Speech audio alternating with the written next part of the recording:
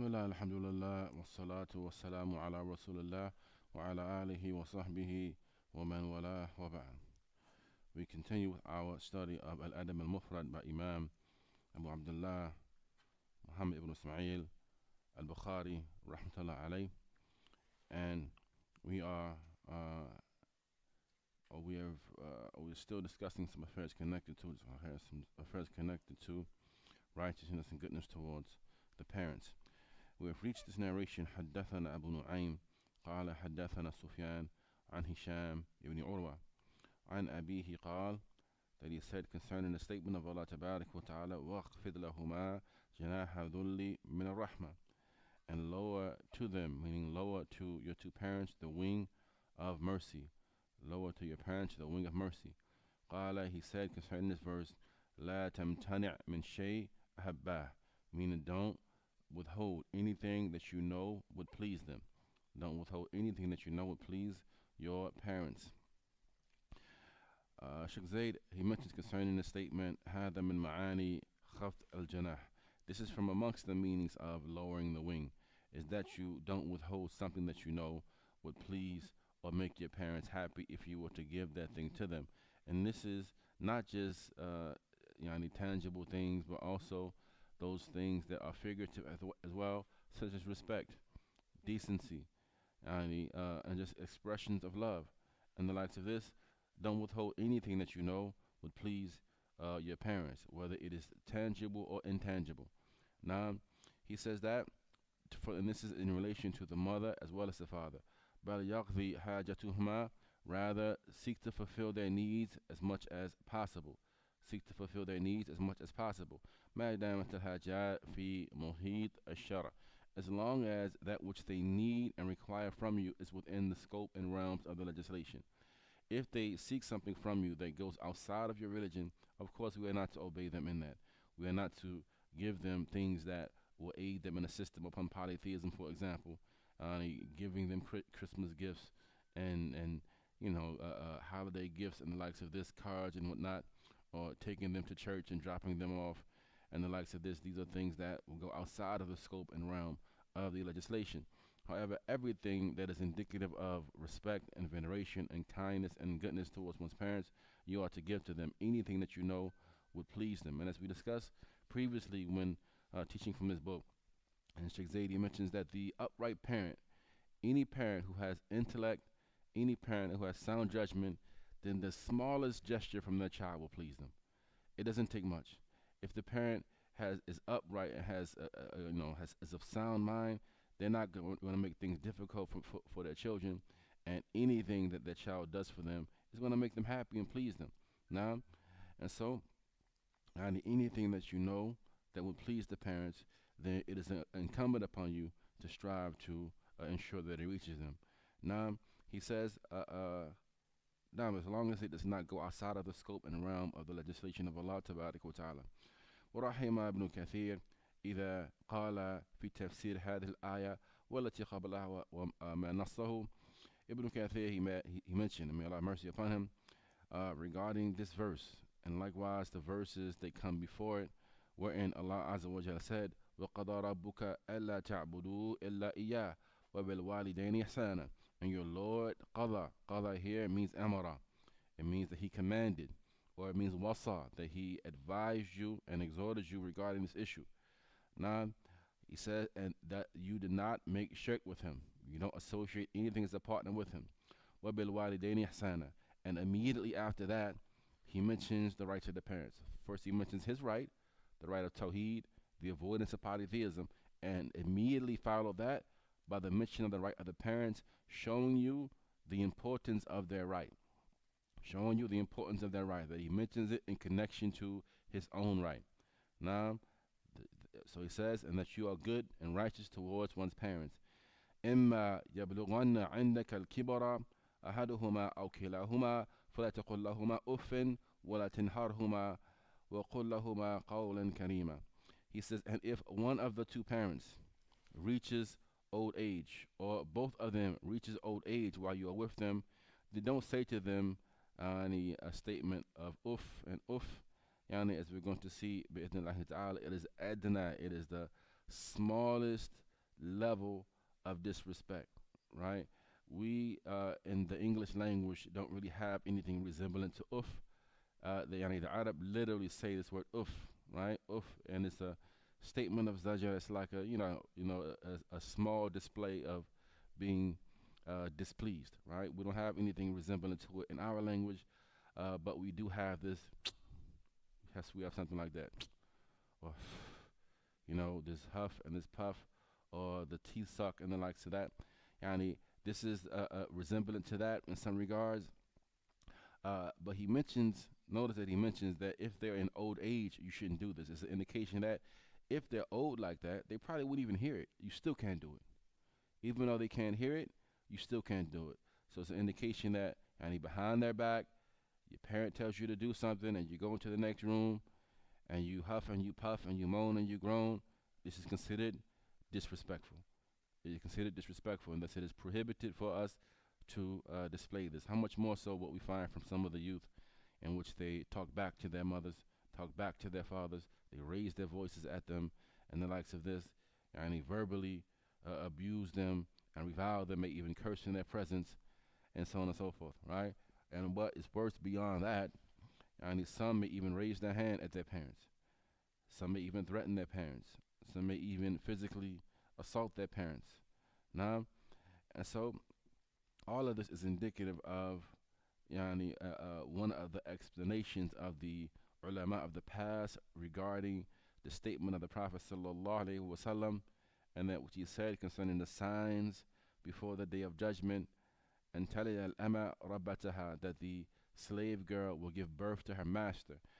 Some of the scholars, they give different interpretations of this and what this means, and from the abundance of wars that will take place, and then slaves will be taken, and the master will have relations with his slave girl, and thus the slave girl will give birth to a free person, and that free person now is her master, right? Some of them have mentioned that, but others amongst them mention that the meaning of that is the large amount of disrespect that you will find from children towards their parents. Now, a large amount of disrespect, and no doubt we find that in abundance in this day and time. Many children, they are disrespectful towards their parents. Again, they just by way of example, not limited to, but by way of example, some of them they talk back. Some of them, the parents implement certain rules and they don't want to obey the rules. The parent tries to exert some type of authority over the child, as the parent should be in a place of authority over that child. Now, and what do? They act as though they are the authority figure in that particular affair, and this is all from that which is impermissible. It's all from that which is impermissible. And so he says that if and don't say to them uff, and if you can't say to them at least that small and tiny amount of disrespect, how much more so than which is greater. But rather he says, وَلَا تَنْهَرْهُمَا, and then not repulse them. Don't do anything. So don't say anything to them disrespectful, nor do anything that is indicative of disrespect. And you'd be surprised, like the Salaf, how they looked at disrespect.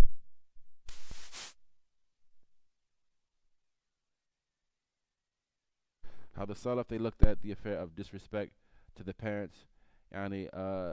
From one of them, Haywa, who was an imam amongst the Salaf. Haywa, he was sitting in the masjid, an imam of the masjid and a scholar. He's sitting inside the masjid, right? And had his students around him. And his mother came into the masjid. And she said, Haywa, didn't I tell you to go feed those chickens?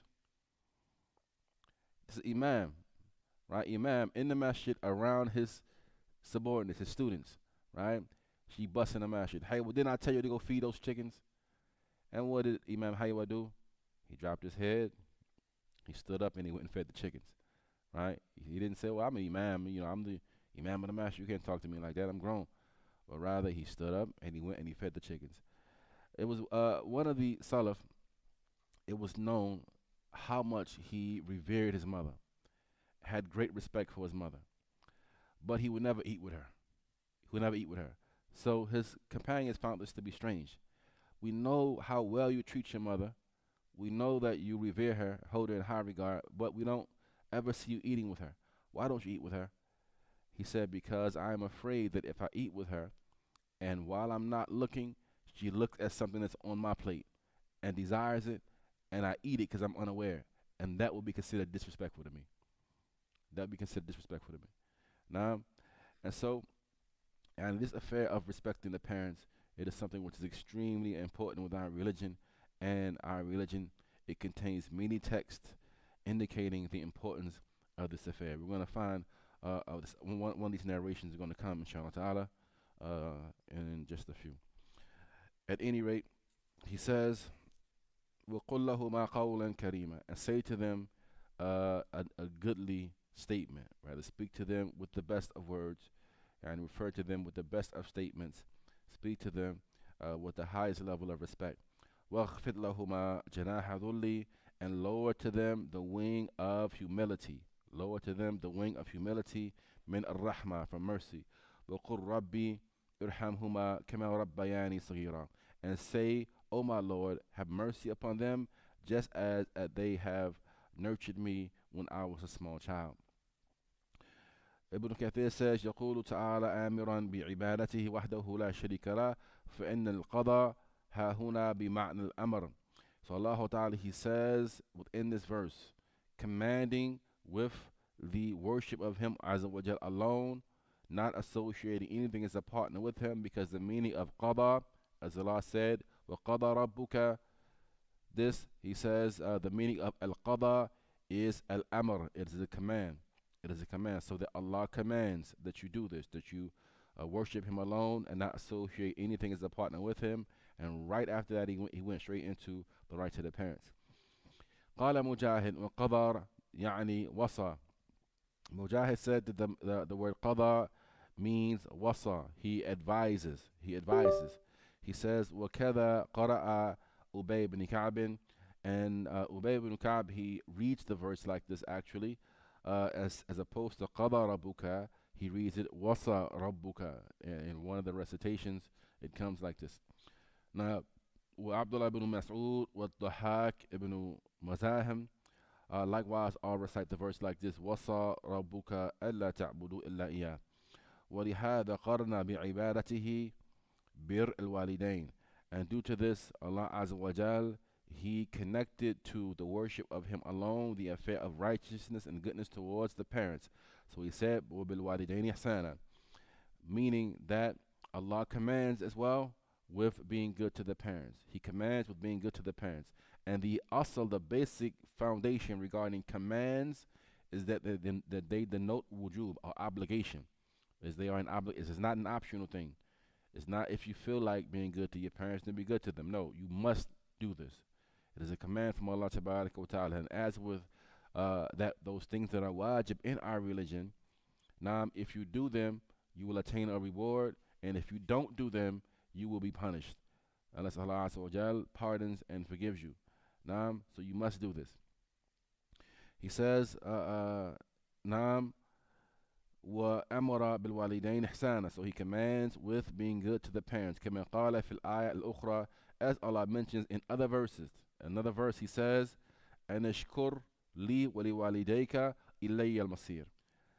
That you should be thankful to me, and likewise to your parents. So again, you find Allah Azza wa Jal in another verse connecting His right to the right of the parents, indicating its importance. Now, and to me is your return. قوله, his statement in which he said, Azza wa Jal, إما يبلغن عندك الكبر أحدهما أو كلاهما فلا تقل لهما أف. That if one of them or the both of them reach old age while they are with you, then do not say to them uff, meaning don't allow them to hear anything bad from you. Don't allow them to hear anything bad from you. Nam, from foul speech, vile speech, or disrespectful speech. And not just when you're talking to them, be the type of person who your parents never hear anything from you, even as an adult. They don't hear things from you that would make them cringe or make them uncomfortable. Nam, hatta wala at-ta'fif, not even saying a statement of uff, alladhi huwa adna maratib al-qawl as-sayyi'. And this is the lowest level of foul or vile statements, Yani something like oof. And as we said, it's something resembling to the teeth sucking or the sigh of exasperation that you find from some of the youth. وَلَا تَنْهَرْهُمَا, and do not repulse them. ولا meaning ولا يصدر منك إليهما فعل قبيح, meaning let there not emanate from you in their presence an action that is ugly. كما قال عطاء ibn Abi Rabah في قوله, as Ata, he mentioned concerning the statement of Allah, ولا تنهرهما, don't repulse them, meaning don't raise your hand. Don't raise your hand towards your parents. Don't raise your hand and act as though you're going to do anything to them. How much more so the huff and the puff and the fist ball and up and things like this is disrespectful. نعم. ولما نهاه عن القول القبيح وفعل القبيح. So here we find a progression in this verse, right? You find firstly the right of Allah mentioned, then the right of the parents mentioned thereafter, then Allah Ta'ala mentions the prohibition of bad statements to them. Don't say to them oof. وَلَا تَنْهَرْهُمَا, then he mentions bad actions to them, right? And don't repulse them. Right after that, the next step in the progression is once he prohibits that, now he commands you with something else. He commands you with the opposite, with good statements and good actions. So he says thereafter, وَقُلْ لَهُمَا قَوْلًا كَرِيمًا, say to them a statement that is noble. Say to them a good statement, referring to your mother with the best of names, my dear mother, ya ummata, as the Arab, they would say, yeah, ummata. This is like a term of endearment, right? It's not, it's like, it's more dear than just saying ummi, right? Ummata, ummata. This is my dear and respected mother that I love so much, like this, right? And so they would butter them up. They would butter their parents up and speak the best speech to them. Naam. And so he says that, say to them, qawlan karima, a goodly statement, meaning a statement that is soft. طيبا, it is good. Hasana, it is beautiful. بالتأدب, and with good manners. والتوقير والتعظيم, and respect and veneration that one should give to their parents. Imagine if all of us treated our parents like this. Now, he says thereafter, then this is the statement. Now he mentions the action. وَخْفِضْ لَهُمَا جَنَاحَ ذُلٍّ, and lower to them the wing of humility, min ar-rahma, from mercy. Meaning tawaadu' lahuma bi fi'lik, meaning be humble towards them in your actions. Be humble towards them in your actions. Now, even as adults, you walk somewhere with your father, for example, don't enter the door before him. Now, don't enter the door before him. Rather, you step to the side, perhaps open the door for him. Now, likewise, in dealing with your mother, still as an adult, treat your mother with the best possible actions. Actions that are indicative of humility. Seek her advice, sit with her, talk to her, look after her needs. Naam, وَقُلْ رَبِّي, and thereafter make dua for them and say, my Lord, irhamhuma, have mercy upon them. I, meaning in their old age, be merciful to them. Be merciful to them. Naam, and likewise, when they pass away, you supplicate to Allah Azza wa Jal, especially, specifically if your parents are Muslim, and you can do that. Naam, you can supplicate for them after they pass away. Naam, such as the statement of this dua, my Lord, have mercy upon them. Kama rabbayani sagira, just as they nurtured me and were kind and good to me when I was a small child. The next narration, it is in relation to the affair of jaza al-walidain. Jaza al-walidain, meaning it is a sense of feeling like you've repaid your parents and you don't owe them nothing else, right? You should never feel like this. Never feel like, okay, well, I did such and such. I bought my mother a car. I did such and such for my father. He loaned me some money. I gave it back to him. That's the extent of my debt. It's the extent of my debt to my parents. You should never feel like this as a child. Never feel this way. So حدثنا قبيصة قال حدثنا سفيان عن سهيل ابن أبي صالح عن أبيه عن أبي هريرة رضي الله عنه أن النبي صلى الله عليه وسلم, that he said, لا يجزي ولد والده إلا أن يجده مملوكا فيشتريه فيعتقه. that the child can never repay his father. The child can never repay his father. He mentions walid here, which typically translates to father, yani, but it's likewise indicative of both the parents, right?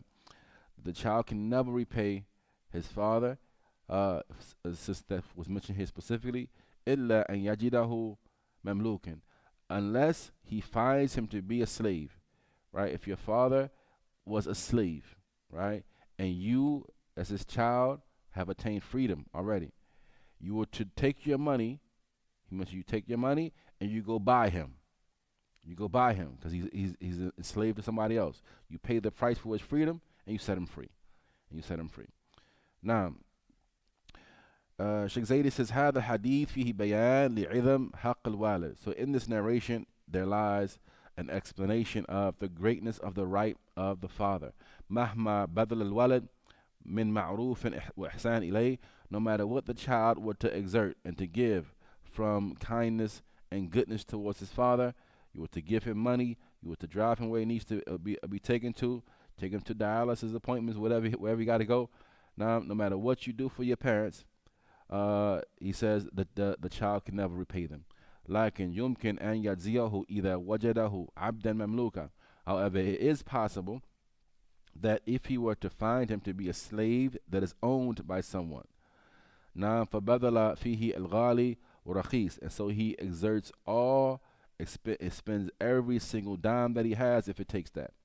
He spends every single dime that he has if it takes that, or if it's a small amount, whatever the amount may be. Naam, and he spends that amount in order to transition his father from slavery to freedom. فهذا من خير البر الذي يقدمه الولد لوالده. This is from the greatest acts of goodness that the child can give towards his father. كذلك الأم, similarly the mother. بل حقها أعظم, rather the right of the mother is even greater than that. It is even greater than that, as you have seen from the text that have preceded, and Allah knows the best. This next narration will be the last one that we take inshallah ta'ala this evening, and this narration comes حدثنا آدم قال حدثنا شعبة قال حدثنا سعيد بن أبي بردة قال سمعت أبي يحدث أنه شهد ابن عمر ورجل يمني يطوف بالبيت. So he mentions that he saw Ibn Umar, and there was a Yemeni man who was making tawaf, as Ibn Umar was making tawaf around the house of Allah Azza wa Jal. And the man hamala umahu wara dhahrihi. He was making tawaf while carrying his mother on his back. He's making tawaf around the Kaaba. If you've ever made tawaf around the Kaaba, you know that it can be somewhat cumbersome sometimes, especially in these days wherein the crowds are very large, it's hot, and the likes of that, and you're making tawaf, and it's a bit cumbersome. But the man's making tawaf around the house of Allah, carrying his mother upon his back. He's carrying his mother upon his back.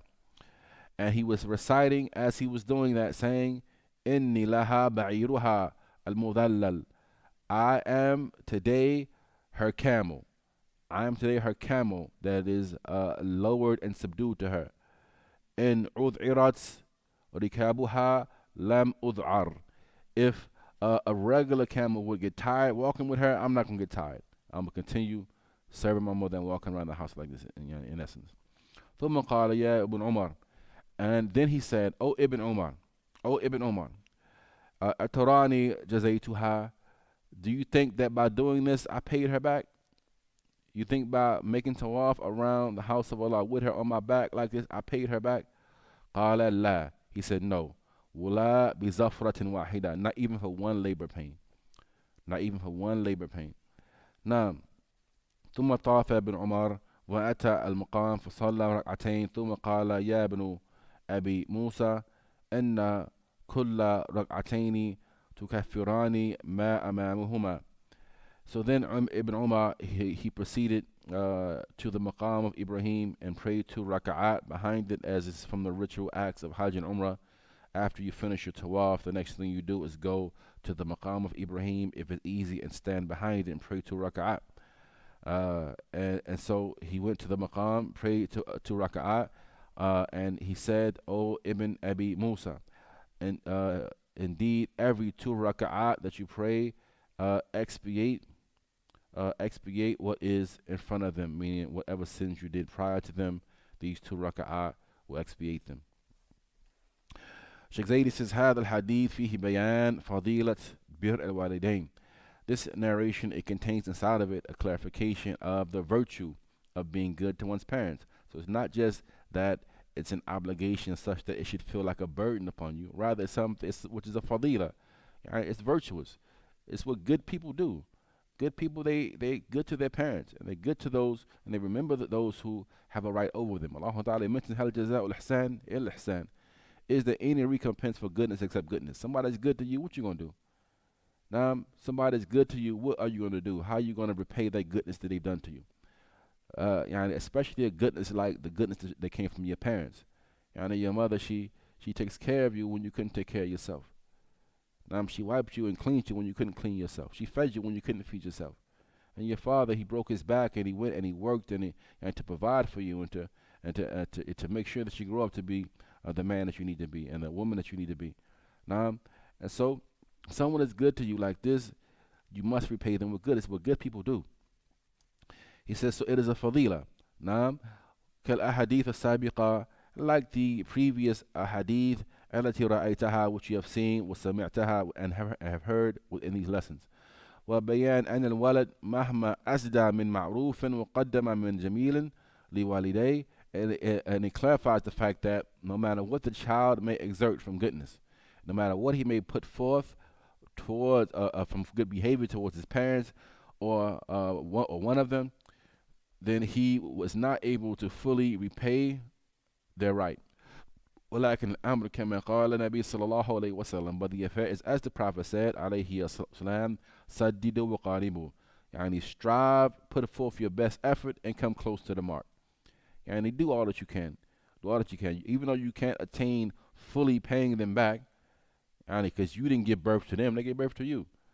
So you can never attain fully repayment of that unless you do what they did, and you can't do what they did. But سددوا وقاربوا, strive, exert all of your effort and come close to hitting the mark as you can, inshallah ta'ala. وأبشروا, and receive glad tidings. وفي الحديث دليل أيضا على عظم أجر الصلوات الرواتب والنوافل.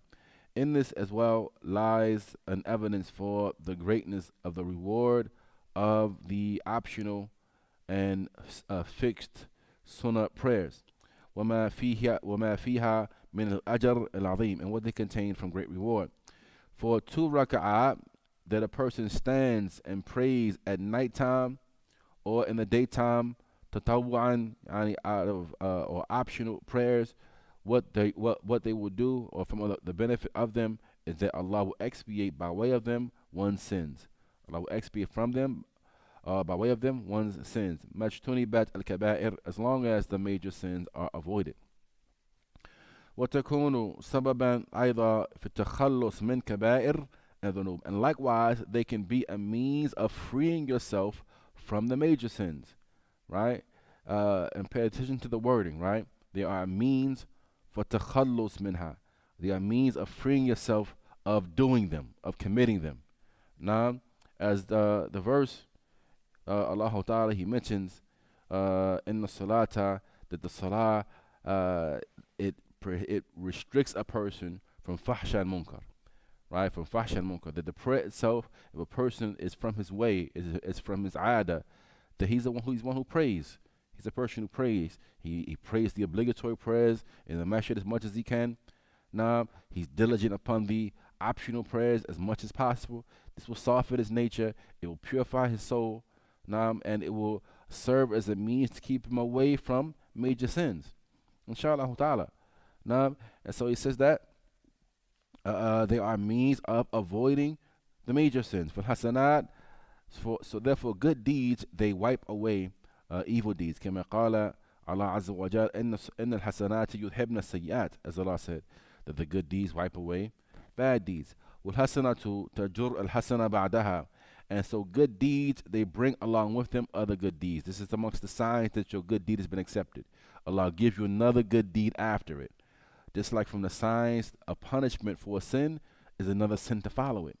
Another sin to follow it. Similarly, you do a good deed, if Allah accepts the good deed, He gives you another good deed thereafter, so you can continue racking up good. Now, so he says that إذا اعتاد الإنسان كسب الحسنات أو كسب الحسنات.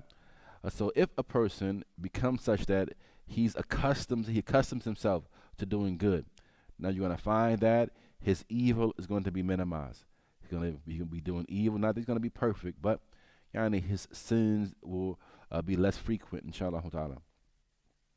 And his good will be abundant. فَصَلَاتُ بِفَرَائِضِهَا وَنَوَافِلِهَا. So prayer, whether it is obligatory prayers or optional prayers, مفتاح لكل خير. They are a key to every good. وهي أفضل عمل يتقرب به العبد والعباد إلى الله. And they are the greatest deed by way of which the servant draws near to Allah تبارك وتعالى. The obligatory and the optional prayers. حيث إنها أفضل العبادات العملية أجرا. Since they are the greatest and most virtuous of acts of worship in terms of the reward. Now, when the Prophet was asked which is the most beloved of actions to Allah, he said, as-salatu fi waqtiha, prayer made at its time. A prayer made at its time. وَأَعِيدَةٌ بِالْخَيْرِ عَلَى صَاحِبِهَا. And the prayers themselves, they bring forth or they bring back good to the one that does them, in the dunya as well as the akhirah. In the dunya as well as the akhirah and in the barzakh. وذلك بعد توحيد رب العالمين في ربوبيته وألوهيته وفي أسمائه وصفاته. And this is after the servant first and foremost observes the tawheed of Allah tabarak wa ta'ala. Because if a person doesn't observe Allah's tawheed, then no matter what he does of actions, they will not be accepted by Allah tabarak wa ta'ala, because actions will not be accepted as if they are accompanied by shirk. So therefore, tawheed, at once one establishes and actualizes tawheed of Allah and His lordship, His worship, His names and attributes, then the best deeds thereafter is His salah. Now, Allah Ta'ala knows best. This concludes the lesson for this evening. هذا وصلى الله وسلم وبارك على نبينا محمد.